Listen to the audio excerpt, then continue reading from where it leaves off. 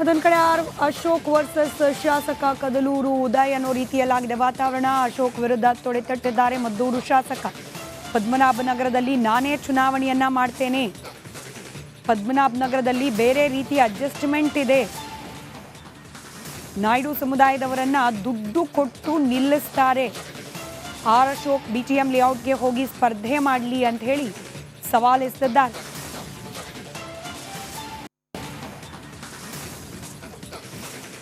ಹೋಗಿ ಅಧಿಕಾರ ಇಟ್ಕೊಳ್ಳೋದು, ಹಿಂಬಾಗ್ಲಿಂದ ಹೋಗಿ ಅಧಿಕಾರ ಇಟ್ಕೊಳ್ಳೋದು ಈ ಪ್ರವೃತ್ತಿ ಅವ್ರದ್ದು. ಸವಾಲೇ ಅನ್ಕೊಳ್ಳಿ, ಸವಾಲೇ ಇದು.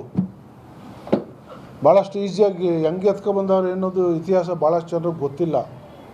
ಎಲ್ಲರ ಜೊತೆ ಅಡ್ಜಸ್ಟ್ಮೆಂಟು. ಒಬ್ಬ ನಾಯ್ಡು ನಿಂತರೆ ಇನ್ನೊಬ್ಬ ನಾಯ್ಡಿಗೆ ದುಡ್ಡು ಕೊಟ್ಟು ಚುನಾವಣೆಗೆ ನಿಲ್ಲಿಸ್ತಾರೆ. ನೇರವಾಗಿ ಬಂದು ಫೈಟ್ ಮಾಡುವಂಥ ಸಾಮರ್ಥ್ಯ ಇಲ್ಲ. ಅಲ್ಲಲ್ಲೇ ಅಡ್ಜಸ್ಟ್ಮೆಂಟ್ ಹೋಗಿ ಅಲ್ಲಿ ಪಕ್ಕದ BTM ಲೇಔಟಲ್ಲಿ ನಿಂತ್ಕೊಂಡು ಗೆಲ್ಲಿ ನೋಡೋಣ. ಇವ್ರು 7 ಬಾರಿ ಗೆದ್ದವರು, ವಿರೋಧ ಪಕ್ಷದ ನಾಯಕರು, ಡೆಪ್ಟಿ CM 5 ಖಾತೆಗೆ 5 ಸಾರಿ ಮಂತ್ರಿ ಆದವರು. BTMಲ್ಲಿ ನಿಂತ್ಕೊಂಡು ಗೆಲ್ಲಿ. ಅಲ್ಲಿ ಯಾರು ಕ್ಯಾಂಡಿಡೇಟ್ ಇಲ್ಲ ಪಾಪ BJPಯವರು. ಅಷ್ಟು ದೊಡ್ಡ ಲೀಡ್ರು ಠೇವಣಿ ಯಾಕೆ ಕಳ್ಕೊಬಂದರು ಕನಕಪುರದಲ್ಲಿ? ಬೇಡ, ಪಕ್ಕಕ್ಕೆ ರಾಮನಗರಕ್ಕೆ ಬಂದು ನಿಂತ್ಕೊಳ್ಳಿ ಚುನಾವಣೆಗೆ. ಅಧಿಕಾರ ಇಟ್ಕೊಳ್ಳೋದು. ಅದೊಂದು ಕಡೆ ಅಶೋಕ್ ವರ್ಸಸ್ ಶಾಸಕ ಕದಲೂರು ಉದಯ್ ಅನ್ನೋ ರೀತಿಯಲ್ಲಾಗಿದೆ ವಾತಾವರಣ. ಅಶೋಕ್ ವಿರುದ್ಧ ತೊಡೆತಟ್ಟಿದ್ದಾರೆ ಮದ್ದೂರು ಶಾಸಕ.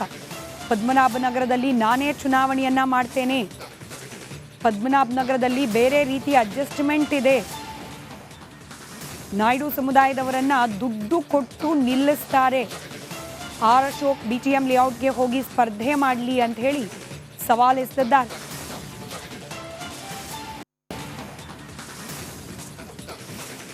ಹೋಗಿ ಅಧಿಕಾರ ಇಟ್ಕೊಳ್ಳೋದು, ಹಿಂಬಾಗ್ಲಿಂದ ಹೋಗಿ ಅಧಿಕಾರ ಇಟ್ಕೊಳ್ಳೋದು ಈ ಪ್ರವೃತ್ತಿ ಅವ್ರದ್ದು. ಸವಾಲೇ ಅನ್ಕೊಳ್ಳಿ, ಸವಾಲೇ ಇದು. ಭಾಳಷ್ಟು ಈಸಿಯಾಗಿ ಹೆಂಗೆ ಎತ್ಕೊಬಂದವ್ರು ಅನ್ನೋದು ಇತಿಹಾಸ ಭಾಳಷ್ಟು ಜನರಿಗೆ ಗೊತ್ತಿಲ್ಲ. ಎಲ್ಲರ ಜೊತೆ ಅಡ್ಜಸ್ಟ್ಮೆಂಟು. ಒಬ್ಬ ನಾಯ್ಡು ನಿಂತರೆ ಇನ್ನೊಬ್ಬ ನಾಯ್ಡಿಗೆ ದುಡ್ಡು ಕೊಟ್ಟು ಚುನಾವಣೆಗೆ ನಿಲ್ಲಿಸ್ತಾರೆ. ನೇರವಾಗಿ ಬಂದು ಫೈಟ್ ಮಾಡುವಂಥ ಸಾಮರ್ಥ್ಯ ಇಲ್ಲ. ಅಲ್ಲಲ್ಲೇ ಅಡ್ಜಸ್ಟ್ಮೆಂಟ್ ಹೋಗಿ ಅಲ್ಲಿ ಪಕ್ಕದ BTM ಲೇಔಟಲ್ಲಿ ನಿಂತ್ಕೊಂಡು ಗೆಲ್ಲಿ ನೋಡೋಣ. ಇವ್ರು 7 ಬಾರಿ ಗೆದ್ದವರು, ವಿರೋಧ ಪಕ್ಷದ ನಾಯಕರು, ಡೆಪ್ಟಿ CM 5 ಖಾತೆಗೆ 5 ಸಾರಿ ಮಂತ್ರಿ ಆದವರು. BTMಲ್ಲಿ ನಿಂತ್ಕೊಂಡು ಗೆಲ್ಲಿ. ಅಲ್ಲಿ ಯಾರು ಕ್ಯಾಂಡಿಡೇಟ್ ಇಲ್ಲ ಪಾಪ BJPಯವರು. ಅಷ್ಟು ದೊಡ್ಡ ಲೀಡ್ರು ಠೇವಣಿ ಯಾಕೆ ಕಳ್ಕೊಬಂದರು ಕನಕಪುರದಲ್ಲಿ? ಬೇಡ, ಪಕ್ಕಕ್ಕೆ ರಾಮನಗರಕ್ಕೆ ಬಂದು ನಿಂತ್ಕೊಳ್ಳಿ ಚುನಾವಣೆಗೆ. ಅಧಿಕಾರ ಇಟ್ಕೊಳ್ಳೋದು. ಅದೊಂದು ಕಡೆ ಅಶೋಕ್ ವರ್ಸಸ್ ಶಾಸಕ ಕದಲೂರು ಉದಯ್ ಅನ್ನೋ ರೀತಿಯಲ್ಲಾಗಿದೆ ವಾತಾವರಣ. ಅಶೋಕ್ ವಿರುದ್ಧ ತೊಡೆತಟ್ಟಿದ್ದಾರೆ ಮದ್ದೂರು ಶಾಸಕ. ಪದ್ಮನಾಭನಗರದಲ್ಲಿ ನಾನೇ ಚುನಾವಣೆಯನ್ನ ಮಾಡ್ತೇನೆ, ಪದ್ಮನಾಭನಗರದಲ್ಲಿ ಬೇರೆ ರೀತಿಯ ಅಡ್ಜಸ್ಟ್ಮೆಂಟ್ ಇದೆ, ನಾಯ್ಡು ಸಮುದಾಯದವರನ್ನ ದುಡ್ಡು ಕೊಟ್ಟು ನಿಲ್ಲಿಸ್ತಾರೆ, ಅಶೋಕ್ ಬಿಟಿಎಂ ಲೇಔಟ್ಗೆ ಹೋಗಿ ಸ್ಪರ್ಧೆ ಮಾಡಲಿ ಅಂತ ಹೇಳಿ ಸವಾಲೆಸೆದಿದ್ದಾರೆ.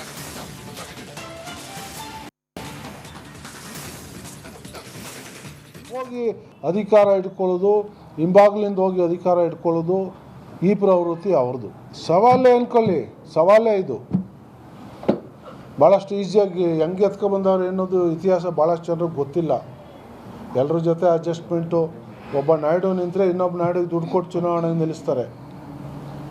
ನೇರವಾಗಿ ಬಂದು ಫೈಟ್ ಮಾಡುವಂಥ ಸಾಮರ್ಥ್ಯ ಇಲ್ಲ. ಅಲ್ಲಲ್ಲೇ ಅಡ್ಜಸ್ಟ್ಮೆಂಟ್ ಹೋಗಿ ಅಲ್ಲಿ ಪಕ್ಕದ BTM ಲೇಔಟಲ್ಲಿ ನಿಂತ್ಕೊಂಡು ಗೆಲ್ಲಿ ನೋಡೋಣ. ಇವ್ರು 7 ಬಾರಿ ಗೆದ್ದವರು, ವಿರೋಧ ಪಕ್ಷದ ನಾಯಕರು, ಡೆಪ್ಟಿ CM 5 ಖಾತೆಗೆ 5 ಸಾರಿ ಮಂತ್ರಿ ಆದವರು. BTMಲ್ಲಿ ನಿಂತ್ಕೊಂಡು ಗೆಲ್ಲಿ. ಅಲ್ಲಿ ಯಾರು ಕ್ಯಾಂಡಿಡೇಟ್ ಇಲ್ಲ ಪಾಪ BJPಯವರು. ಅಷ್ಟು ದೊಡ್ಡ ಲೀಡ್ರು ಠೇವಣಿ ಯಾಕೆ ಕಳ್ಕೊಬಂದರು ಕನಕಪುರದಲ್ಲಿ? ಬೇಡ, ಪಕ್ಕಕ್ಕೆ ರಾಮನಗರಕ್ಕೆ ಬಂದು ನಿಂತ್ಕೊಳ್ಳಿ ಚುನಾವಣೆಗೆ. ಅಧಿಕಾರ ಇಟ್ಕೊಳ್ಳೋದು. ಅದೊಂದು ಕಡೆ ಅಶೋಕ್ ವರ್ಸಸ್ ಶಾಸಕ ಕದಲೂರು ಉದಯ್ ಅನ್ನೋ ರೀತಿಯಲ್ಲಾಗಿದೆ ವಾತಾವರಣ. ಅಶೋಕ್ ವಿರುದ್ಧ ತೊಡೆತಟ್ಟಿದ್ದಾರೆ ಮದ್ದೂರು ಶಾಸಕ. ಪದ್ಮನಾಭನಗರದಲ್ಲಿ ನಾನೇ ಚುನಾವಣೆಯನ್ನ ಮಾಡ್ತೇನೆ, ಪದ್ಮನಾಭನಗರದಲ್ಲಿ ಬೇರೆ ರೀತಿಯ ಅಡ್ಜಸ್ಟ್ಮೆಂಟ್ ಇದೆ, ನಾಯ್ಡು ಸಮುದಾಯದವರನ್ನ ದುಡ್ಡು ಕೊಟ್ಟು ನಿಲ್ಲಿಸ್ತಾರೆ, ಅಶೋಕ್ ಬಿಟಿಎಂ ಲೇಔಟ್ಗೆ ಹೋಗಿ ಸ್ಪರ್ಧೆ ಮಾಡಲಿ ಅಂತ ಹೇಳಿ ಸವಾಲೆಸೆದಿದ್ದಾರೆ.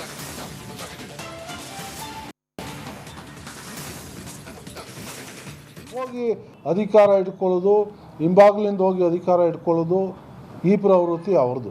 ಸವಾಲೇ ಅಂದ್ಕೊಳ್ಳಿ, ಸವಾಲೇ ಇದು. ಭಾಳಷ್ಟು ಈಸಿಯಾಗಿ ಹೆಂಗೆ ಎತ್ಕೊಬಂದವ್ರು ಅನ್ನೋದು ಇತಿಹಾಸ ಭಾಳಷ್ಟು ಜನರಿಗೆ ಗೊತ್ತಿಲ್ಲ. ಎಲ್ಲರ ಜೊತೆ ಅಡ್ಜಸ್ಟ್ಮೆಂಟು.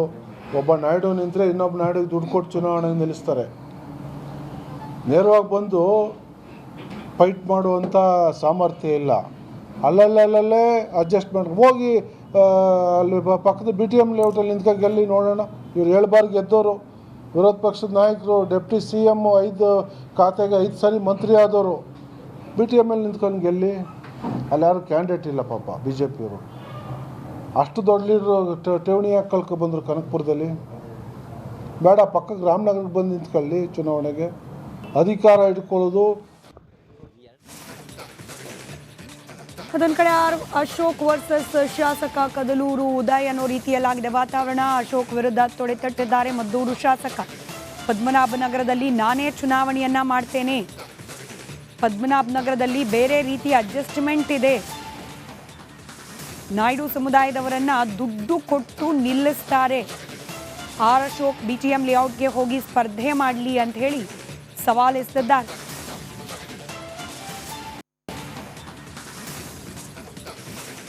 ಹೋಗಿ ಅಧಿಕಾರ ಇಟ್ಕೊಳ್ಳೋದು, ಹಿಂಬಾಗ್ಲಿಂದ ಹೋಗಿ ಅಧಿಕಾರ ಇಟ್ಕೊಳ್ಳೋದು, ಈ ಪ್ರವೃತ್ತಿ ಅವ್ರದ್ದು. ಸವಾಲೇ ಅಂದ್ಕೊಳ್ಳಿ, ಸವಾಲೇ ಇದು. ಭಾಳಷ್ಟು ಈಸಿಯಾಗಿ ಹೆಂಗೆ ಎತ್ಕೊಬಂದವ್ರು ಅನ್ನೋದು ಇತಿಹಾಸ ಭಾಳಷ್ಟು ಜನರಿಗೆ ಗೊತ್ತಿಲ್ಲ. ಎಲ್ಲರ ಜೊತೆ ಅಡ್ಜಸ್ಟ್ಮೆಂಟು. ಒಬ್ಬ ನಾಯ್ಡು ನಿಂತರೆ ಇನ್ನೊಬ್ಬ ನಾಯ್ಡಿಗೆ ದುಡ್ಡು ಕೊಟ್ಟು ಚುನಾವಣೆ ನಿಲ್ಲಿಸ್ತಾರೆ. ನೇರವಾಗಿ ಬಂದು ಫೈಟ್ ಮಾಡುವಂಥ ಸಾಮರ್ಥ್ಯ ಇಲ್ಲ. ಅಲ್ಲಲ್ಲೇ ಅಡ್ಜಸ್ಟ್ಮೆಂಟ್ ಹೋಗಿ ಅಲ್ಲಿ ಪಕ್ಕದ BTM ಲೇಔಟಲ್ಲಿ ನಿಂತ್ಕೊ ಗೆಲ್ಲಿ ನೋಡೋಣ. ಇವ್ರು 7 ಬಾರಿ ಗೆದ್ದವರು, ವಿರೋಧ ಪಕ್ಷದ ನಾಯಕರು, ಡೆಪ್ಟಿ CM 5 ಖಾತೆಗೆ 5 ಸಾರಿ ಮಂತ್ರಿ ಆದವರು. BTMಲ್ಲಿ ನಿಂತ್ಕೊಂಡು ಗೆಲ್ಲಿ. ಅಲ್ಲಿ ಯಾರು ಕ್ಯಾಂಡಿಡೇಟ್ ಇಲ್ಲ ಪಾಪ BJPಯವರು. ಅಷ್ಟು ದೊಡ್ಡ ಲೀಡ್ರು ಠೇವಣಿ ಯಾಕೆ ಕಳ್ಕೊಬಂದರು ಕನಕಪುರದಲ್ಲಿ? ಬೇಡ, ಪಕ್ಕಕ್ಕೆ ರಾಮನಗರಕ್ಕೆ ಬಂದು ನಿಂತ್ಕೊಳ್ಳಿ ಚುನಾವಣೆಗೆ. ಅಧಿಕಾರ ಇಟ್ಕೊಳ್ಳೋದು. ಅದೊಂದು ಕಡೆ ಅಶೋಕ್ ವರ್ಸಸ್ ಶಾಸಕ ಕದಲೂರು ಉದಯ್ ಅನ್ನೋ ರೀತಿಯಲ್ಲಾಗಿದೆ ವಾತಾವರಣ. ಅಶೋಕ್ ವಿರುದ್ಧ ತೊಡೆತಟ್ಟಿದ್ದಾರೆ ಮದ್ದೂರು ಶಾಸಕ. ಪದ್ಮನಾಭನಗರದಲ್ಲಿ ನಾನೇ ಚುನಾವಣೆಯನ್ನ ಮಾಡ್ತೇನೆ, ಪದ್ಮನಾಭನಗರದಲ್ಲಿ ಬೇರೆ ರೀತಿಯ ಅಡ್ಜಸ್ಟ್ಮೆಂಟ್ ಇದೆ, ನಾಯ್ಡು ಸಮುದಾಯದವರನ್ನ ದುಡ್ಡು ಕೊಟ್ಟು ನಿಲ್ಲಿಸ್ತಾರೆ, ಅಶೋಕ್ BTM ಲೇಔಟ್ಗೆ ಹೋಗಿ ಸ್ಪರ್ಧೆ ಮಾಡಲಿ ಅಂತ ಹೇಳಿ ಸವಾಲೆಸೆದಿದ್ದಾರೆ.